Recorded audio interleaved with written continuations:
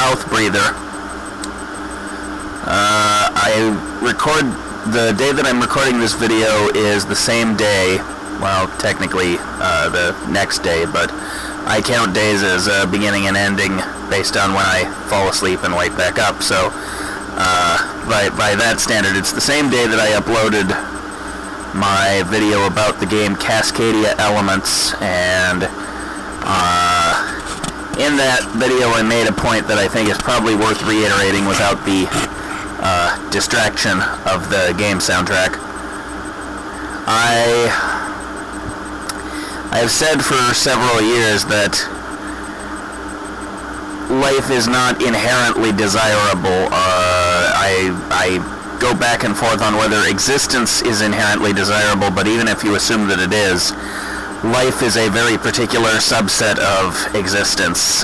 It has all sorts of preconditions and complications that do not necessarily need to be there. It would be perfectly possible for a mind to exist without having a living organic body attached that consumes food, excretes waste, is susceptible to things like pain and fear. There's all sorts of problems associated with life, and so I believe, and have for quite some time, that life is not a net positive.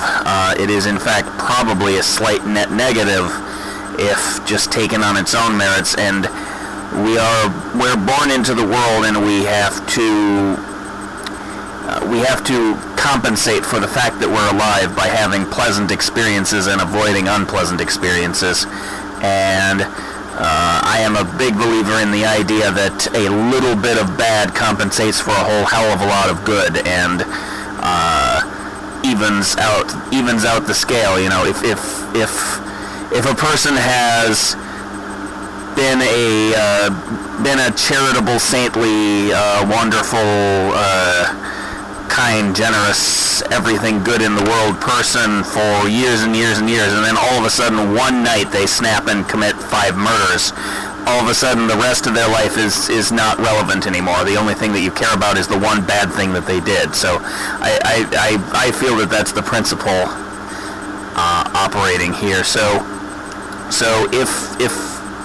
if you believe, as I do, that life is not inherently good, then the most sort of noble aspiration that anyone can have is trying to work to make life more inherently good, and to make up for the inherent problems with life and the inherent deficiencies of it, and try to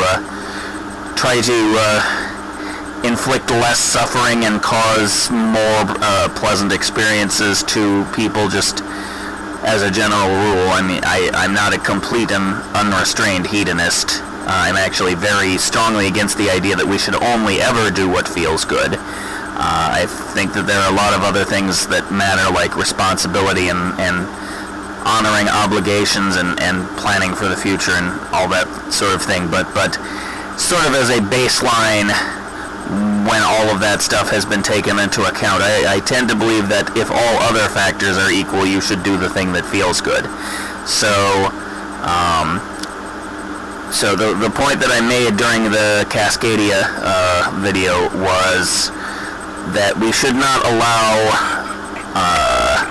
small-minded, petty lawyers and financial types and so forth to screw up the life that we have access to. And the expansion on that point that I wanted to make is the idea that the more meritorious thing to do is always to, even at cost to yourself, make it so that other people are better able to enjoy their lives, or less susceptible to suffering in their lives. And so I see it as being very much a problem that we have all of these sort of power brokers who are in really comfortable positions already. They have huge houses to live in, they own multiple cars, they have the best medical care, they have the best food, they probably have servants doing everything for them so they never have to lift a finger. And it's probably not 100% all of these things for every one of them, but you get the point. There's people out there who have really really nice lives, and because the human brain seems to have a kind of need to identify adversity, whether or not it exists, and just pick out whatever is wrong in your life and fixate on that. The people who have climbed to the top of the heap and stepped on the heads of everyone else in order to achieve dominance and supremacy and wealth beyond the dreams of avarice, they still end up miserable. They still end up not being satisfied with what they have and constantly striving for more and causing more and more damage in the process. And we should instead look at what we can do in order to just, like I said, compensate for the inherent negatives of the living condition. Because people are capable of starving to death, we should make sure that they always have food. Because people are capable of freezing to death, we should make sure that they always have shelter and heat. And I could go on at some length, but eventually you do start to run into what you might call first world problems, and so there are valid questions about how far we should go.